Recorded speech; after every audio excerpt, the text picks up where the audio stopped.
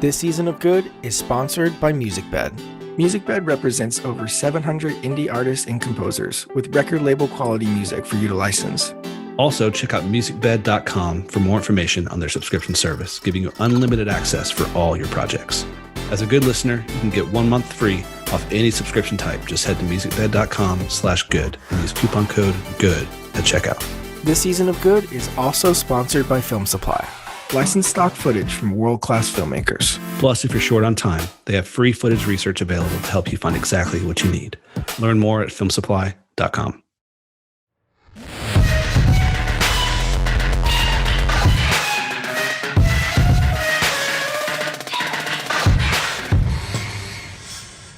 All right, Jordan, I'm currently recording, so don't say anything that you don't want the entire world to hear, okay? Jordan, last time I saw you, we were in New Orleans, and you were kind of like, had some things teetering, like some future jobs and stuff, maybe like a TV show that you were thinking about. But then like, it felt like the next thing I knew, you were shooting Spiral. You know what I mean? It was such a crazy sort of climb. Can you give me like a series of events of like what happened in that time? Like how did that come about? And that was a wild ride. Yeah. And thank you so much for coming on board that journey. It was an incredible growth factor for me in my career. We finished doing that job in New Orleans, and I went back home and wasn't able to continue for foreseeable reasons. And in that moment, I had to realize like what was on the line for my career. I wanted to be able to travel a lot more, but I wanted to kind of select the work that I was doing a little bit better. I wanted to be a lot more mindful of where I was spending my time. And so I was offered an opportunity to travel, and I said, you know what, I need a break. I need to really just go somewhere. And I took a trip to Thailand for a month and a half. I backpacked, just like booked a flight, bag of film, 2 pairs of like pants, couple pairs of boxers, and a backpack, and went to Thailand. And I ended up in Bangkok, no idea where to go. Stayed there in a hostel for a couple of days because I wanted to feel the presence of real people a little bit more, just to kind of manifest what I wanted with better intention. Because I feel like I wasn't very clear of the direction that I wanted to take, because I've been wanting to do all these things. And did that, went to Chiang Mai, did a silent meditation for 10 days in the hills. Wow. And came back to North America and was really questioning who I was more so than what I did. Because in North America, we're always questioning, what do you do? In Southeast Asia, it was more about who are you at the core, at your root. And so I kind of tapped into my spirituality a little bit deeper, and then an opportunity presented itself to shoot my first feature film. So I took that. In between taking my first feature film, I released the 15 years of dreads that I had carrying on my head, which transformed me even further into this idea of manifestation. I did my first feature film called Cinema of Sleep in Winnipeg. It was directed by Jeffrey St. Jules. It was an experiential art house film, which was amazing. It was in studio, 1 camera, and it was a great experience in that moment. And in that was completed, I ended up coming back to the States to do a commercial. And I remember my agent just calling me saying, hey, when are you back home? Because I have a really interesting interview for you. And I said, okay, I'm coming home in a couple of days. What is it? Can you give me any leads? He's like, I can't give you any leads, but I think it's worth your time. Wow. I was like, okay. And I remember walking into the meeting, and it was a cine space. And I walk into this office, and there's a bunch of Saw posters lining the hallways. And it's like, oh, this is kind of cool. I knew the director I was walking into. I was like, oh, I'm meeting Darren Lynn Bowser, and this is going to be incredibly interesting. This is a super accomplished director. And I had been kind of anticipating a project of this magnitude, but not of this magnitude. And I remember the first feeling of like walking in and then him just being completely transparent with me and just being like, I really like your work and I want this to work. I would love to, make this movie with you. But I need to trust that you're the person that's going to tell this movie. And in that moment, I just had like clarity. I knew that it felt like we needed to make this movie together because they were looking for something new, fresh. They didn't want the traditional approach. And my whole career has been extremely unorthodox. So we approached that with sincerity. And he asked me how I would approach some scenes, and on the spot I had to answer those questions. And What were some of those questions that he was asking you? Remember? He was asking how I was going to approach some scare scenes, and like how would I approach it, you know? And I was just, I have to read the material. It's like, what if you don't have the material? How are you going to approach the scene? You know, and it was hard to be put on the spot. Like, this guy's a super directed Saw 2, 3, and 4, so it's hard, you know. And I had to really think about those answers, and it was just more about approaching it with more sincerity with the camera. It's not about the sound as much as it is about how we're moving the camera. Is it more robotic? Are we letting the action drive the scenes? Is it a wide lens? Is it a tight lens? Are we close on their face? Do we even see them? Do we see what they're looking at? And I forget what I crafted in the email, but I remember the reply was a contract. So I was like, oh, okay. I guess he appreciated the approach, you know, and we spent a lot of time just asking these questions. How are we making this movie differently? You know, you have Chris Rock and Samuel L. Jackson, Max Minghella, Marisol Nichols starring in this movie. And these are characters that you would never see in a Saw franchise. Yeah. Right. So being entrusted by the studio for me was huge for my confidence. It was huge for my thought process in terms of, I can do a big budget movie coming from a $10,000 background. Right. You know, I mean, from that email, like from getting the contract to shooting it, how much time was there? I came in late. So we had about 5 weeks to prep. They had about 12 weeks to prep. And I came in because I had to join the union and everything in Canada to do the job. Wow, crazy. And they wrote the letter, and they gave me they literally got me into the union for the job. And I was like, wow, you really want me. So that I was super grateful. I was talking to the EP about it last night. I was like, I'm so happy that you guys changed my life.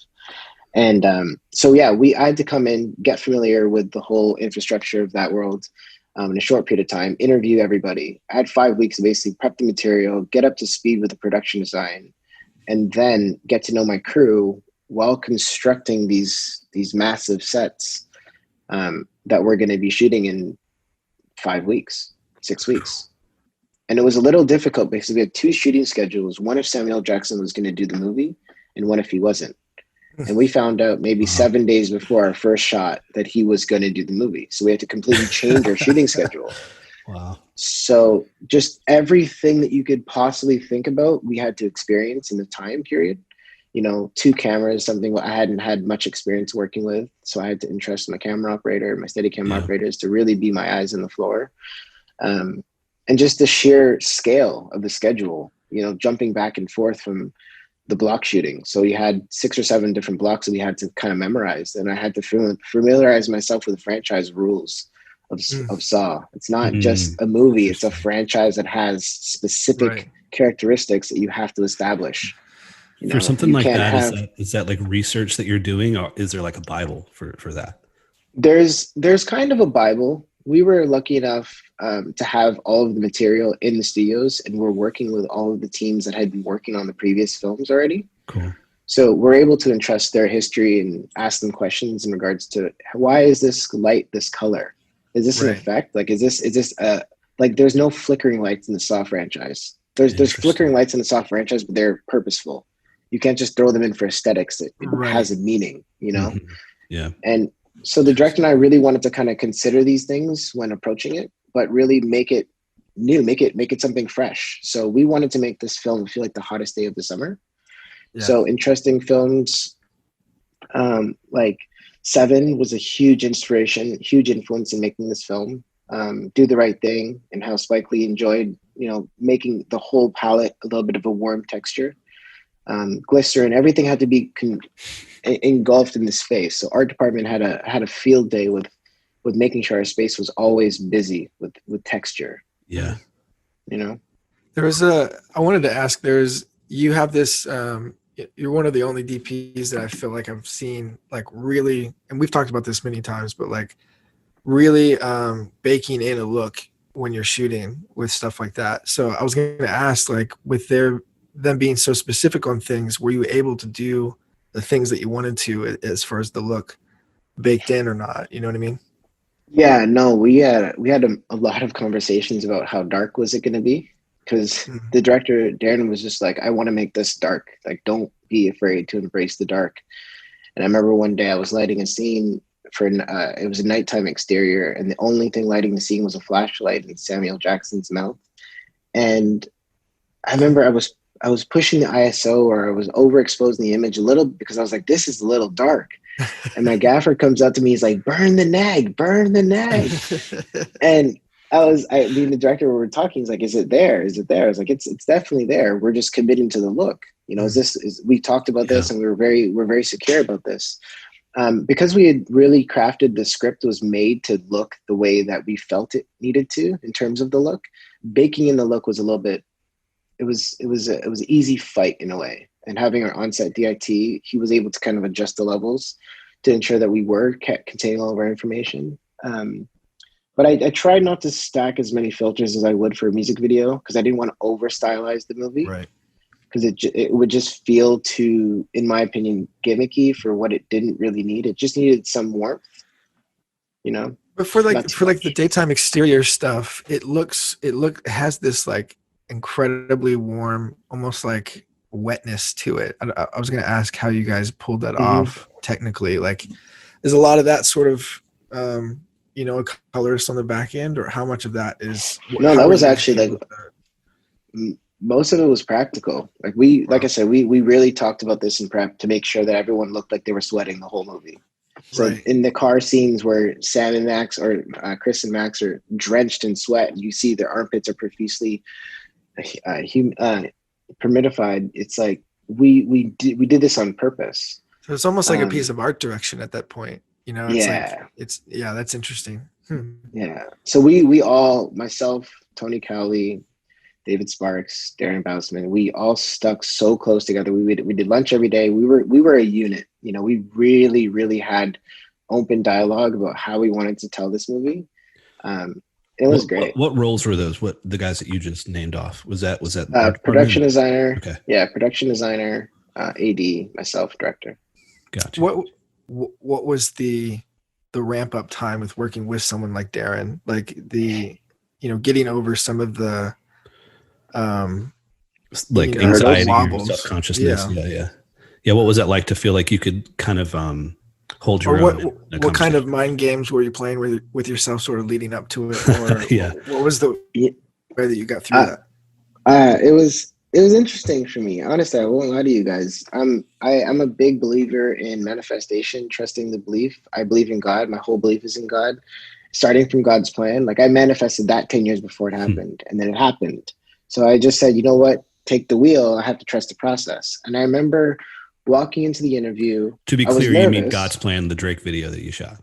God's plan, the Drake video that I Okay, cool. shot. Just for our listeners, just to make sure they understood that part. All right, cool. Keep going. Absolutely. I knew that walking into the interview, I was either going to win or fail, but whatever decision that was made after I walked out was the decision that was meant to be made. Right. So it allowed me to not feel so much anxiety going into the experience Right. of, if this is for me, I will get this. And if it's not, I won't. This wasn't the one. Right. And for me, the biggest, I had two moments of complete clarity on that project. The first one was day one of our shooting schedule. It was an underground parking lot, and our call time, I believe, was 8 o'clock. I was on set at 5 o'clock. I was there before anybody was even awake. I wanted to just go there, be in the Yeah. space. I wanted to Yeah. think about where the sun was going to move. What potential obstacles could we ever foresee? I wanted to have a plan for absolutely everything, as much as I could control in that moment, because unsure of how the day was going to go, in my opinion, in my experience, I just wanted to be prepared. And I was very prepared because things arose and I was able to kind of jump on it before it caused a problem. There was a bunch of cars that were parked in our parking lot that were there left overnight from past people in the parking lot that didn't move their cars, and we had to get them towed before our first shot. Hmm. And that was it was a hindrance, because we had to think, man, day one we're off to a start. But that was why I went early, to foresee any problems. The second was day five, day one of Mr. Jackson on set. And, Samuel Jackson is arguably one of the greatest actors of all time, probably the most recognized Yeah. and iconic. So I knew if Samuel Jackson's going to be in front of me, I have to perform. I have to make sure that I'm ready. And I went to set an hour early and 2 hours early, and we're lighting. And I remember the EP bringing Sam over, and he was like, I want to introduce you to somebody. And I was like, not right now. Like, I'm lighting. Because I was just, I wanted to make sure that this was absolutely perfect. Yeah. Like, it had to be perfect in as much as I could control. And we're on set, and Sam and Chris are sitting down. And he goes, you ready now, mother? And I was like, oh, nice to meet you. Like, it was a moment where I realized I was so in the zone that I didn't, like, nothing around mattered. You know, I think we speak about being in the zone a lot, about that fight or flight mentality. And no anxiety was felt in the moments of clarity where it was like, I'm here to do a job. Right. Yeah. You know, what's the obvious, I mean, sort of biggest difference between shooting not to knock any actors that you've worked with before, but shooting an actor that's doing a job as well, and then shooting sort of an iconic, person in the film industry. You know what I mean? What's the difference to you? Well, the biggest difference for me, I learned a valuable lesson from Max Minghella on this project, on Spiral specifically, because he's in one of my favorite movies. The Social Network is probably my absolute number one favorite movie for all reasons. So I was very impressed by his performance, but what I was more impressed about was his preparation. He had, I think it was like a 5-minute monologue scene. And I remember in prep, we were talking about his experience working with David Fincher and what that process doing 99 takes was like, being able to really become a method actor, but you are now the character when you're performing these scenes. And I remember him performing one of his monologue scenes, and he reset himself like 6 or 7 times without the camera cutting, because he knew what he needed to fix before the director could give a note. And he was just so sure of his performance in that moment. And I just learned how difficult it is for actors to really have conversations outside of their characters and then step on set and perform. So it allowed me to really think, like, when I'm speaking to these actors, I have to be very open-minded to the result. Like, they are very powerful humans to be able to control their mind and how they approach their scenes. So really trying to limit the amount of conversations that we're having around them that's not the script and not the subject really taught me, like, the importance of ensuring that what they're doing for the day, because what headspace they're stepping onto set with, versus a smaller film that doesn't have as much risk. They can get in and get out in 2 or 3 days, where someone's doing a 5 or 6 month show. Like, that's a different headspace, Right. Yeah. Do you have any Chris Rock stories? Just anything interesting with Chris? I hear that he's like actually very different from what you think he might be. He is. He's a little bit more shy. He's a little bit more. Yeah, he is himself. From my experience with Chris, he's really, really funny, obviously, but he's just a funny person. He also travels with an incredible team of writers. So everything that Chris Rock says in a movie, in a show, anything is scripted by his team. Anything. He's very meticulous on how he's very aware of how he comes off in his jokes. He's very aware of how he comes off in his conversations. He's very collaborative in the process of making the script. Like, he questions everything. Why am I doing that? Why is he doing that? Does he need to be wearing these shoes? Does he need to be I would do it like this because of this. He's very meticulous in how he approaches his movie. Or this movie specifically. He cares a lot about his team on the floor. He looked after a lot of the characters by just helping them just in what he needed. If he needed them to amp up the performance for him, he would ask that of them. And I thought he was an incredible leader being the lead in this movie for us, because he knew exactly what he was coming in against. It's very difficult to block shoot a series of events that happen that allow you to lead up to something else at the end of the movie. And we were all over the place with the shooting schedule, and he had a lot of responsibility being able to channel different emotions throughout the shooting schedule. This season of Good is sponsored by MusicBed. We had the chance to sit down with their CEO, Daniel McCarthy, to talk about why MusicBed exists and how they're helping creatives further their craft. We felt like there was all these indie filmmakers and a ton of indie musicians, and they needed each other. Like we all know, like the best films are a marriage between the moving picture and music. I view it as an ongoing ecosystem that continues to, increase the value of art, that continues to allow artists to support other artists.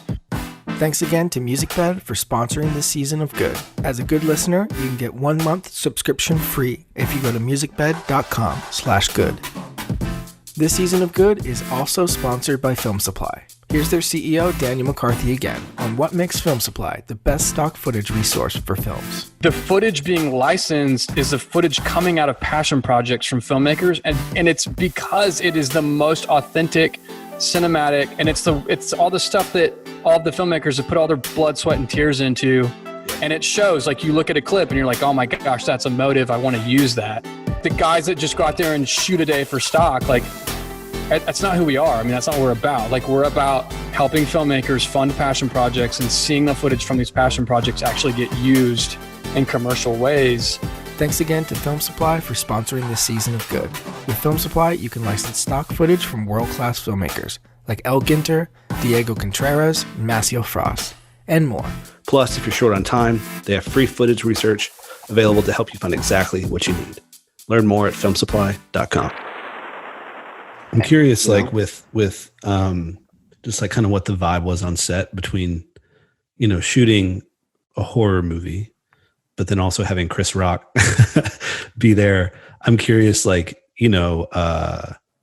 which way did it lean, I guess? Was it like an intense set because of the subject material, or did it kind of lean like lighter because of who was on set?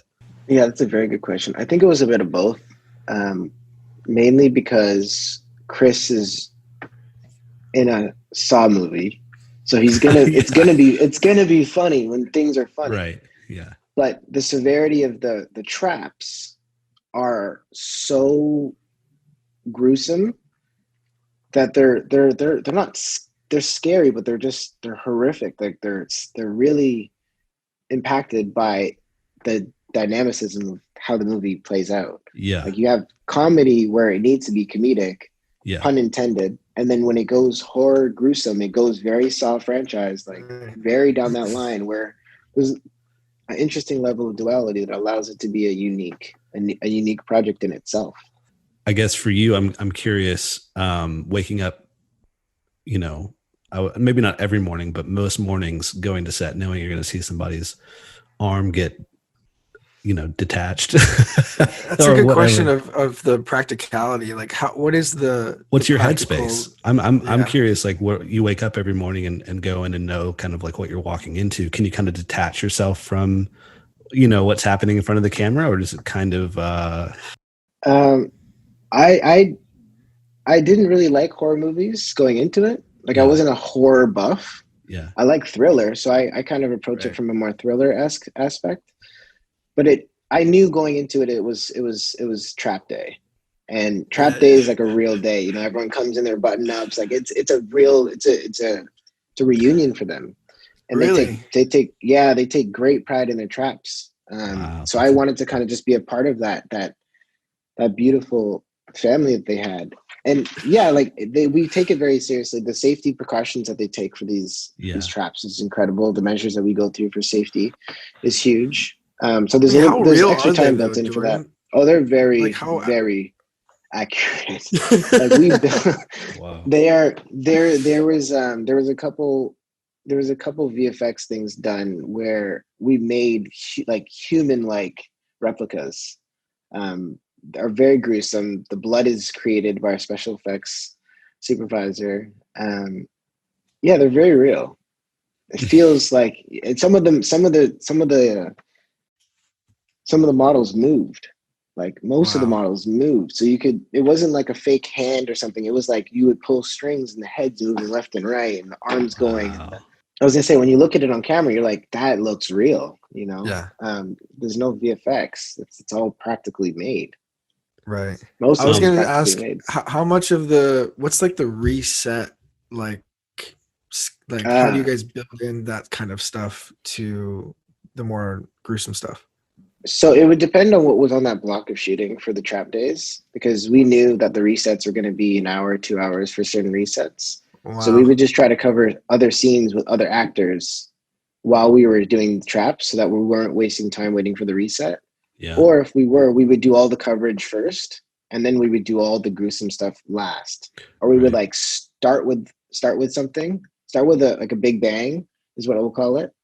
Start with a big bang, clean everything up, shoot some of the scene before that happened, and then do it again so that we can get another angle or another approach to it. Right. So Wow. yeah, there was an interesting way to how we could schedule it. Also, the amount of resets we had. I think for certain shots we had like three resets.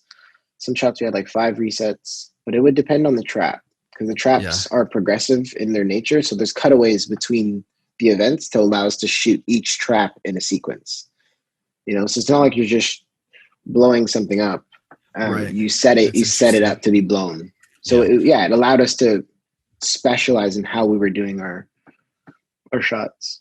Jordan, I know you've worked on some sizable sets before this, but kind of being behind the camera, looking through the viewfinder and having like a, art department that's pulling this kind of stuff off. What does that feel like? I mean, I guess in contrast to maybe some of the music video experiences that you've had or whatever, to just have like that level of craftsmanship, like Yeah. all around on set.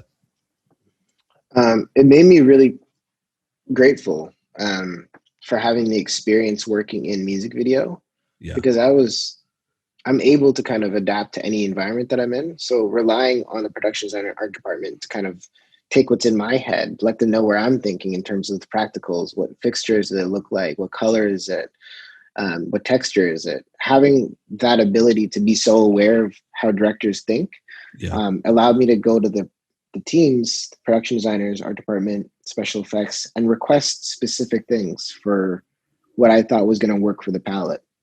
And seeing the sheer scale of what these people were pulling on these jobs, it was incredible.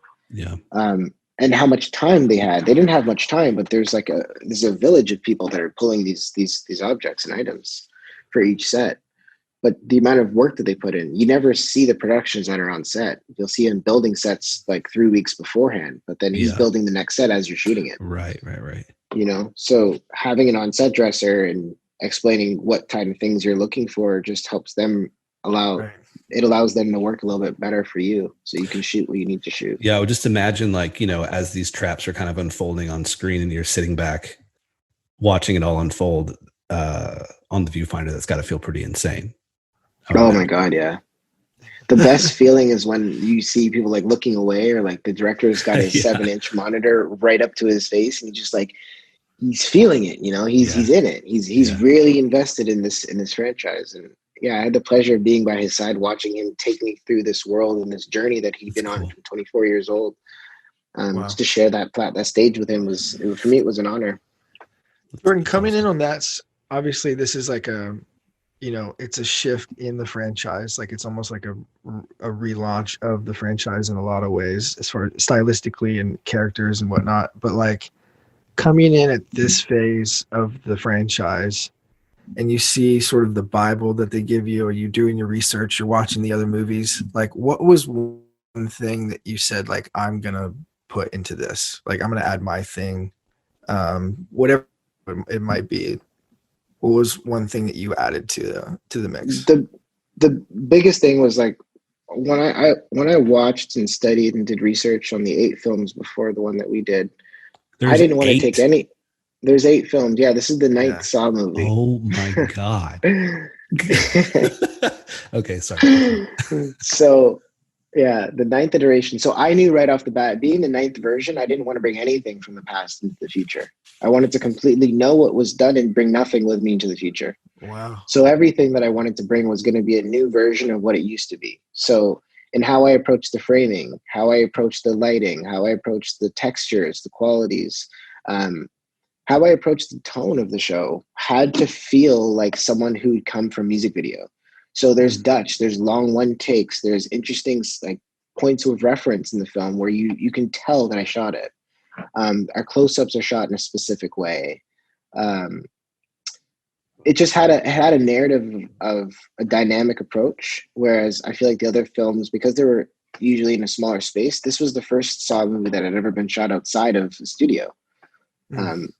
And they've all been shot in Toronto, Canada. So being my hometown, it was kind of nice to be able to shoot where I came from, you know, and lock down streets that I grew up on, and have friends like taking pictures while they're watching us on like Spadina or something. It was nice. It was a feeling more than a technical approach. Yeah, I can imagine that feeling. You know, obviously a lot of pressure, a lot of nerves and stuff. But it's, you know, I'm glad that you, you know, from a perspective of like, if I get the job, then it was meant for me to have, which means that my sensibilities and my tastes and everything that I like is what is right for this film. So therefore, I can kind of just be myself. You know. Absolutely. I think I can see a lot of different DPs getting in that situation and just crumbling under the weight of just like, how do I like? Well, I had maybe, I don't know, 9 or 10 calls with mentors just getting me through it. Because I had a very difficult time being ready for it. Like, I didn't think that I was questioning it at first. I was like, man, am I ready for this? Like, this is really big. I haven't done something like this before. Yeah. And I relied on my mentors to be like, look, you've done it all already. You've done this before. This isn't the first time your back's against the wall. Your whole career has been built off of this. So being that underdog in every environment is kind of, I find much more comfort in that now, where I have to actually prepare myself more than if I went into the thing, went into the opportunity feeling like I was number one. You know, I'd rather be the 10th person that gets the opportunity and then actually does a good job, because the pressure is there. You know, the whole, everything is weighing on me. I have the entire union looking at me like, who is this guy who just came out of nowhere and got one of the biggest jobs shooting in our city? He's never shot a day on a union job before. But did you carry some of that anxiety or no? I remember having my first office, and I walked into my office. I had my name on the door, and I had the PM scheduling all the interviews for all my crew. And everyone that came into the room, I closed the door and I said, hey, look, I'm just letting you know I don't have an ego. I'm here to do a job. I'm looking for the person who's going to be on my team and allow me to work at the level that I want to work at. Yeah. I have expectations. Can you meet me at the level that I'm looking to work at? And I set the tone right off the bat. And I let my gaffers and my key grip know, like, I'm depending on you to allow me to rise to the occasion. I'm relying on you to teach me what I don't know. And if I don't know, I'm going to humble myself and let you know that I'm unsure of this decision. But I'm not coming in here thinking that I know everything. Right. And having that transparency with my crew allowed me to really find a great bond with them all, because we really shared great stories about our life, our luxuries, our trials and tribulations, and trying to figure out how do we just allow this project to be what it's meant to be. I mean, along the way, you're going to have your bumps and hiccups, but as long as you're able to verbally communicate that there's something that's not working, how do we move forward?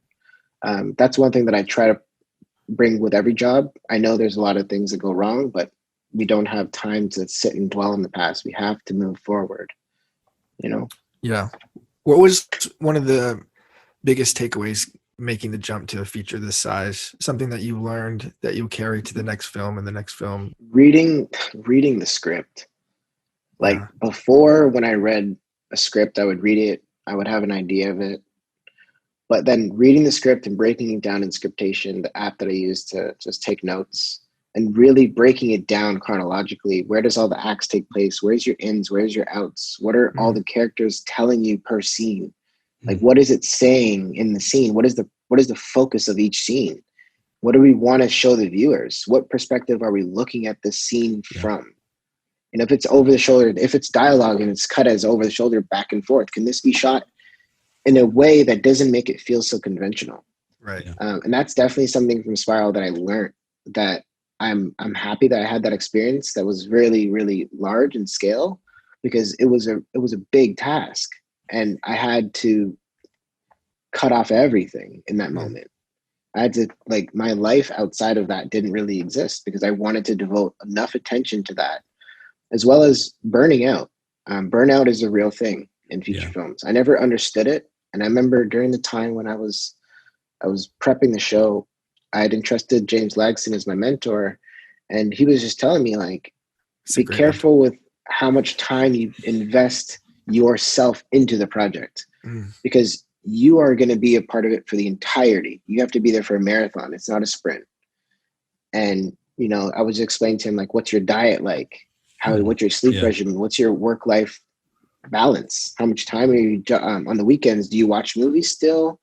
You know, reading books? Do you meditate? So it was good to have people that have done this before be able to provide me with the knowledge and the skill set to mentally be ready for these opportunities. That's amazing. As far as your prep, I'm curious. You know, I would imagine if I was in your shoes, kind of gearing up for a project like this, you're probably just like overworking, over prepping, trying to get like your head around everything. What do you, looking back, what do you feel like was kind of maybe a waste of time, and what do you wish you'd done more of in prep? It's a really good question. This is weird to say, but I wish I prepped more. Yeah. Like, as much as I prepped, I could have prepped more. I mean, I was ready. There is like a threshold of being prepared enough, or I would imagine. Yes, absolutely. Absolutely. So? Like, okay. Absolutely. Like, for instance, we storyboarded, right? The whole movie. On the day, it means very little when you realize that that's just not the way that this is going to be shot. Right. It can't be, because it doesn't feel authentic to the story, because the person making the storyboard and the time that the storyboard is being made without my consideration majority of the time, as well as the locations aren't confirmed. Right. Sets aren't being built. How does the trap even work? Yeah. You know, and until those things are figured out not on the day, but on the scout, on the tech, you can really lock down how you're going to approach. But allowing the room for you to just feel on set is the best thing that I learned on Spiral, because the pressures of executing a shot list on a feature film, depending on, for this job specifically, it was better for us to feel what it needed than it was for us to follow that surgical shot list. Yeah, right. Why do you think that was? I think mainly because there's excitement. It's like the stock market. You know, before you invest, you have to be really sure of it, but you never know what's going to happen. It's either going to go the way you want it to go, or it's going to go completely the other way. Yeah. You know, and you have to narrate your risk to reward. You have to know what you're willing to put in for that execution. And I think that the shot list at times is considered without the actors in mind. Yeah. Because they have a process too. That's a good point. You know, if we're blocking a scene out and the director has an idea of how he wants to block it, but the actor who's the actor, the character in the script is like, he wouldn't do that. She wouldn't do that. Yeah. Right. That changes everything. Everything stops in that moment, and the conversation now gets begun, and the director and the actors are talking about what they feel is right. And then they come back to me and say, hey, that plan that you had, we need to completely change it. They want to come from upstairs. You got to move that whole setup. And you just have to adapt. Do you feel energized by that, or do you feel like whatever the opposite of that is? Do you feel like, I guess, do you like having to react and adapt, or is it frustrating with all the work that you put in on the front end? It has its moments. Yeah. It has its Find a solution, because it's like, this is awesome. Right. It has its moments too, because I'm a big fan of hard work, but I'm now a believer in smart work, and I don't want to ever overwork my crew. I want them to trust my vision. I want them to trust my leadership. And if I'm asking them to do something 4 times, I didn't know what I really wanted. And I never want to make my crew doubt my direction or my director's direction.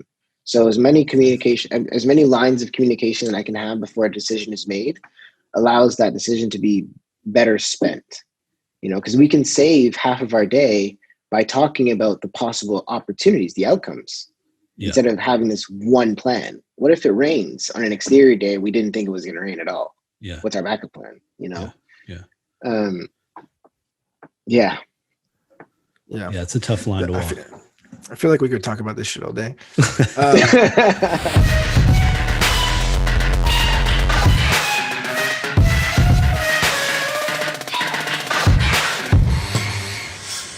Don't forget, this season of Good is sponsored by MusicBed. Go to musicbed.com to check out over 700 indie artists and composers with record label quality music. And remember, as a good listener, you can get 1 month free off any subscription type. Just head to musicbed.com/good and use coupon code GOOD at checkout. This season of Good is also sponsored by Film Supply.